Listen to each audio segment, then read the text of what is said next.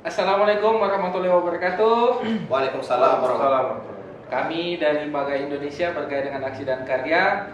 Bergaya boleh asal dengan aksi dan karya, yang tidak boleh banyak gaya. Asik, asik, asik. Saat ini kita lagi mau ganggu waktunya Iskandar kita, presiden dari Kampung Merdeka, dan kita mau tanya-tanya tentang perjalanan bisnis sampai sesuatu yang menarik dalam membangun brand Kampung Merdeka. Mau tahu kayak bagaimana? Oke,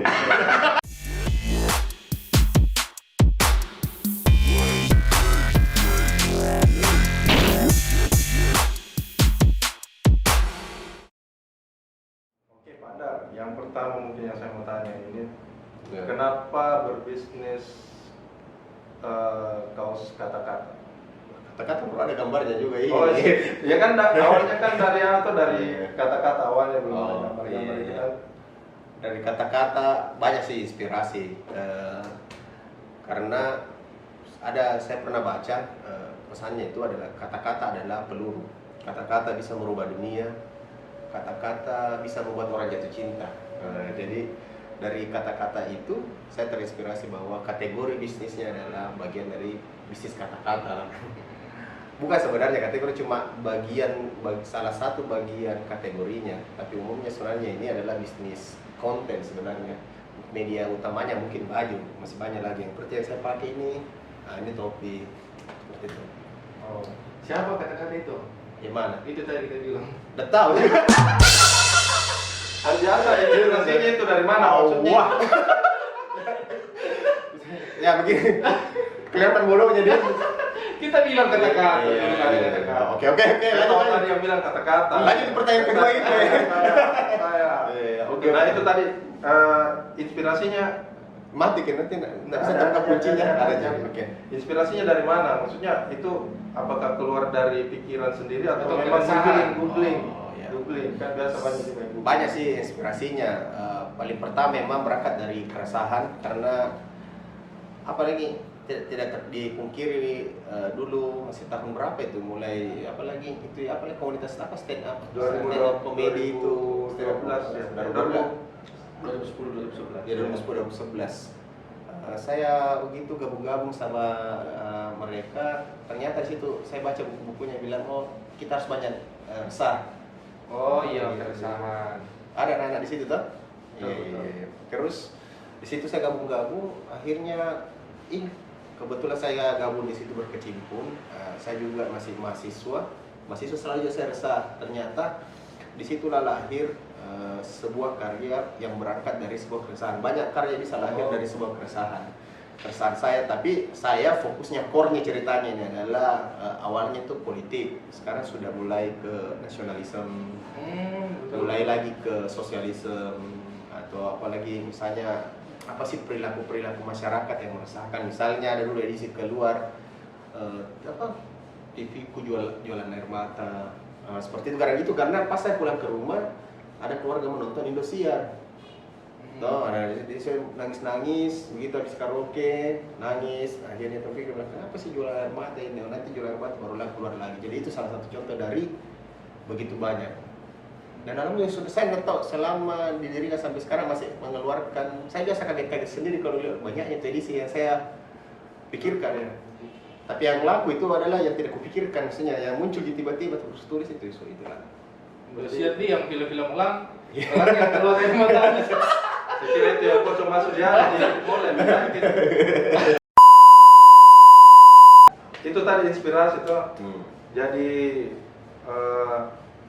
selain inspirasi, mungkin kita butuh tahu ini jatuh bangunnya tuh perjalanan singkatnya sampai bisa bikin perusahaan sebesar ini. Oh, tidak sebesar ini, jangan. Dulu kan saya ingat tokonya itu kecil sekali. Tidak ada lagi. Tidak ada. Iya. Ada. Dari toko yang ukuran berapa kali berapa itu kemarin? Dua kali Dua kali satu. 2 kali 1 sampai jadi bertingkat-tingkat dan besar bercabang. kos-kosan. Langsung kos-kosan. Iya. Iya. Dia seandainya kos-kosan memang bisa di luar. Lebih besar. Nah itu apa yang bisa, siapa tahu ada yang bisa kita petik. Apa yang mau dipetik? Oke, sebenarnya begini, mimpi itu memang harus besar. Bahkan mimpi itu harus jauh lebih besar daripada masalah kita yang akan dihadapi.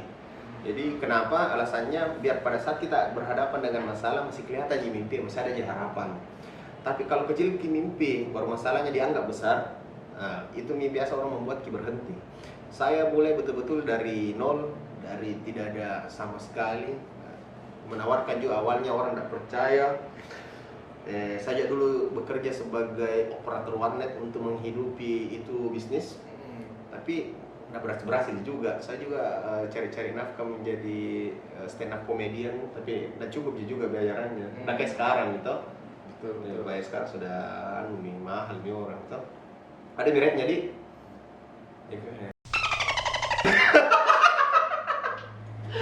Oke, banyak sih mana dulu jualan bahkan servis komputer, servis laptop untuk menghidupi Kampung Merdeka. Karena betul saya sadar itu yang paling penting. Banyak orang tidak mau mengakui dirinya bahwa dia miskin. Dia selalu mau terlihat kaya, tidak mau mengakui bahwa saya miskin. Begini, bagaimana bisa merubah kemiskinan kalau kau sih tidak mengakui bahwa kemiskinan ada dengan kau? Begitu. Setelahnya begini, bagaimana kau bisa mengganti mobil kalau tidak pernah mengakui bahwa ada mobilku? Begitu jadi kita harus akui dulu, bilang kau memang miskin, kere aku saya miskin, saya kere. Orang bilang apa, memang begitu kenyataannya. Itu jadi ada sesuatu alasan untuk kita rubah. Jadi dari situ, terus yang paling utama dalam sebuah bisnis adalah kepercayaan. Ini adalah nilai tukar yang unlimited, tidak bisa apalagi namanya, tidak ada tolak ukurnya, tergantung seberapa besar orang percaya dengan kita, sehingga itu bisa membuat kita menjadi besar. Iya, kan diceramai ke orang tua. Betul. Tapi nanti mau cerita kurang sendiri baru begini.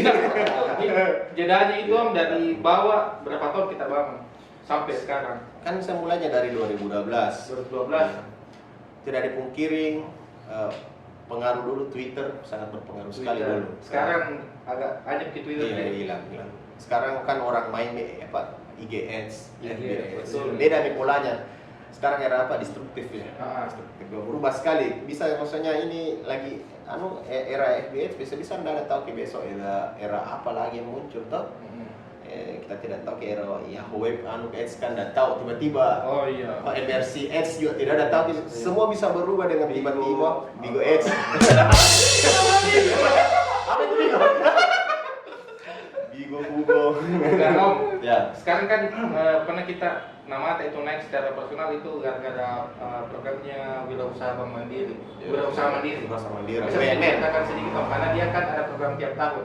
Dia program tiap tahun. Iya memang. Artinya juga itu juga salah satu begini, bukan itu juga, makanya saya ulangi, itu salah satu faktor dari sekian banyak faktor. Saya juga tidak pungkiri faktor dari teman-teman ini berdua, sehingga saya tidak tahu karena brand itu membutuhkan artis. Oh betul. Membutuhkan artis. Saya juga tidak tahu, artinya bergaul dulu di teman-teman ini, dia menghubungkan ke artis ini, akhirnya dipakai. Dan kita kan care itu tidak ada uang untuk bayar artis. Tuh. Nah, kebetulan artisnya suka anunya, ya dia pakai, dia posting, alhamdulillah. Jadi tinggal dikasih baju saja dia. Iya, toh. Kalau orang itu bayar, soalnya mahal sekali sebenarnya toh. Cuma ya kita tidak tahu. Artinya di situ prinsipnya adalah sebuah ketulusan berteman. Lagi soal WMM itu memang dia pengaruhnya adalah pernah saya hampir tidak lolos di Jakarta pada saat audisi. Dia bilang begini, saya kan bilang berapa Bang omsetnya 1 bulan? Ini omsetnya 1 bulan itu 1,7 juta. Saya kira itu kan mental, tak kasih mental. Dikira itu banyak sekali. Ini di Jakarta atau di sini? Masih di Makassar. Masih di Makassar. Saya kira pada saat 1,7 itu seolah-olah sekarang itu omset 1,7 M begitu toh. 1,7 dengan banggaku. Ini langsung menjual bilang, ih begini usahamu, ini kok jadi pegawai negeri saya kalau begini, kenapa ada omset begitu? Belum pilabanya berapa itu? Langsung saya karena KCL mak, jadi saya bikin tidak ada namanya penting ikhtiar untuk kita urusan. Saya bilang, bapak ibu, kalau memang ibu masih percaya sama mimpi besarku yang tadi saya jelaskan di awal pada saat pitchingnya, izinkan saya berangkat ke Jakarta untuk belajar. Karena nanti di saat saya di sana tidak mau mencari juara, tapi mau mencari ilmu dan relasi teman-teman untuk saya bisa hubungi bagaimana bisa mengembangkan wujudkan mimpi besar saya ini. Akhirnya mungkin karena kasihan, karena selain itu banyak yang keren produknya bagus, omsetnya bagus, cuma kasihan. Lah kasih kesempatan kali ini saja, karena kalau saya tidak, ibu tidak kasih, saya tidak tahu pulang, saya mungkin kembali menjadi gembel sampah masyarakat. Oh, padahal tidak juga nih kan. Siapa yang kasih begitu? Begitu, jadi Oh. akhirnya lolos, betul-betul saya di sana belajar, dan pentingnya memang sebuah bisnis kita butuhkan namanya sebuah ilmu. Jadi bisa dibilang wirausaha mandiri itu batu loncatannya Kampung Merdeka?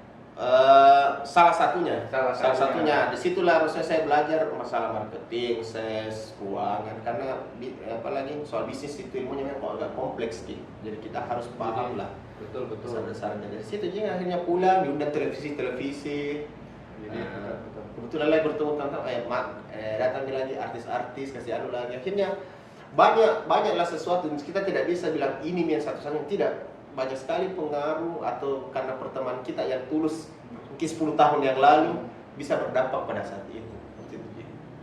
Betul. Ini kan apa kita namakan ini, bukan distro toh? Bukan.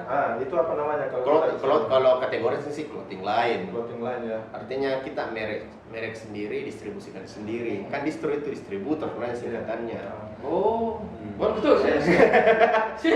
Distro. Kita kan artinya. tahunya dari Bandung Iya, masuk Makassar. Distro itu artinya distributor. Oh. Distributor. Nah, itu singkatan, Mak. Nah, kayak dulu kan itu ya cara saya melawan, bukan melawan sih, bagaimana saya bisa terlihat. Kan prinsipnya begini, kalau mungkin terlihat di sekolah, pada saat hari Senin pakai baju olahraga Ki, pas upacara, nanti kelihatan Ki. Nah, pada saat itu ada di sini distro yang besar-besar. Saya pikir kalau saya mau melawan dengan caranya seperti kategori distro juga, setengah mati, saya tidak punya apa-apa. Saya terinspirasi dari kisahnya Giant dengan Daud. Nah, itu kan Giant bertemu dengan Daud berkelahi. Daud itu kan satu kali pate Ji. Satu kali pate langsung tebak kena sininya. Akhirnya jatuh Giant. Padahal Giant ini besar lengkap pedang. Artinya apa? Dia seandainya Daud ini menggunakan juga pedang, maka kalah dia masuk dengan cara yang lain. Makanya saya fokus di clothing line ini, fokus bangun brand sendiri dengan tema sendiri, dengan konsep pemasaran sendiri. Akhirnya bisa lah juga terlihat seperti inilah. Kekuatannya sebenarnya di mana kalau dilihat? Dia apakah di dari apa? Analisis SWOT. dari apakah dari ininya, dari Identitas dari mulut ke mulut kah, atau Apa ini kekuatan dari pemasaran? Iya, kekuatan pemasarannya itu sebenarnya dari mananya? Kalau bicara awal itu memang dari mulut ke mulut, karena kita kan awalnya tidak ada toko. Jual saya dulu kan saya yang desain, saya yang pergi bawa di percetakan atau Belumpi, ada mau produksi itu, terus apalagi saya yang antarkan, saya jadi customer service, masih pakai BBM dulu, jadi bilang oke, nanti diantarkan sama driverku. Akhirnya saya ganti baju pergi mengantar. Iya. Jadi kalau bicara tadi pertanyaan apa lagi, kekuatan pemasarannya memang lebih awalnya itu dari mulut ke mulut. Jadi selalu memaksimalkan ketika produk kita sampai di orang, bagaimana caranya produk kita bisa bercerita sendiri. Gitu ya. Artinya kalau dapatkan, apa beli itu? Packingnya pun itu packingnya itu pun kelihatan unik. Bahkan packing saya itu sudah banyak sekarang, contohnya sampai beberapa brand yang di sini dengan metode itu. Jadi kita mau pikir bagaimana caranya lagi berubah, toh artinya kita sudah inspirasi. Iya, betul. Kalau ininya apa? Oh iya, saya ingat ceritanya tadi Bapak yang waktunya tempoh hari pernah saya dengar cerita juga waktu dari tukang servis dia, servis komputer dia sama juga begitu dia. Jadi dia datang ke customer, ditelepon customer seolah-olah bosnya, pas sampai di sana pakai baju mekanik dia yang kerja. Nah, begitu. Jadi seolah ada perusahaan seperti itu. Seolah ini perusahaan besar, padahal dia semua one man show. Begitu. Apa tantangan sekarang Kampung Merdeka? Tantangannya sekarang apalagi era yang betul-betul cepat sekali berubah. Jadi makanya konsepnya pun kita selalu rubah. Sekarang itu konsep yang baru kita terapkan itu, semua store offline itu sekarang lagi kita mau mengangkat brand-brand lokal. Saya mau bangun ke ekosistemnya di sini, clothing di Makassar. Bagaimana artinya anak-anak di Makassar itu percaya diri membangun brandnya. Nah, jadi saya buka, makanya di bawah itu sudah ada sepatu, ada ini kita mau ajak lagi siapa sih yang mau, yang penting ikuti standarisasi, kita mau support begitu. Jadi kita mau jadi betul-betul di dalam ini bukan hanya satu brand, tapi banyak brand, dan ini mewakili bahwa menunjukkan kepada dunia bahwa Makassar juga bisa melahirkan ekosistem seperti ini. Begitu Ji. Sekian ada tantangan itu 100.003. Bagaimana itu? Lain. Itu fenomenanya kan kita toseng yang tahu basic toh. Ya, begini, orang ke Kampung Merdeka sebenarnya mau beli baju atau mau beli apa? Gitu. Kalau kau mau beli baju, ya silakan di 100.003. Oh betul. Nah, tapi pertanyaan lain, di Kampung Merdeka, harganya kan 120, begitu toh? Itu kan cukup jauh, karena cuma satu kau dapat baju, padahal kalau 100.000, di bawahnya ada 120 kau dapat 3. Nah kalau orang hanya mau membeli penutup badannya, silahkan 100.003. Tapi jualan itu kita tidak, spiritnya. Spiritnya. Jadi orang pakai itu punya spirit tersendiri menggunakan. Bangga. Gitu. Jadi memang brand yang dijual. Karena prinsipnya brand ketika masuk pada surganya, apapun disentuh itu akan berubah jadi emas. Contohnya di gantungan kunci tertempel, di gelas tertempel, berubah lagi harganya, gitu. Di topi, ada logonya ditempel, lagi gara-gara itu Ji, orang Betul. Jadi ada namanya lagi aktivitas branding, gitu. Branding betul. Oke? Masih ada komentar soal baju? 100.003 juga mau ambilan, Tidak. mau bilang gitu. Banyak tukang palsu. Jadi biasa. Tapi bagus sih kan tuh. Serius. Oh berarti pembelian. Ya, Tidak memang dia membeli baju tuh untuk badannya saja memang tahu. Enggak, maksudku kalau di luar kan koleksi kalau Salomon Ya. dia tuh kuat dulu waktu sama Dagadu Jogja. Maksudku kental gitu kalau Dagadu ini kok begini modelnya. Kita lihat jogger mulus kata-katanya. Nah beberapa saya lihat muncul fenomena baju oleh-olehnya Makassar. Cuma saya kalau menurutku belum terlalu ada identitas ini baju, terlalu keren kah atau apa? Bukan suka. Sebenarnya memang harus dibenahi. Makanya tunggu. Kan ada saya lihat pertanyaan tadi sini.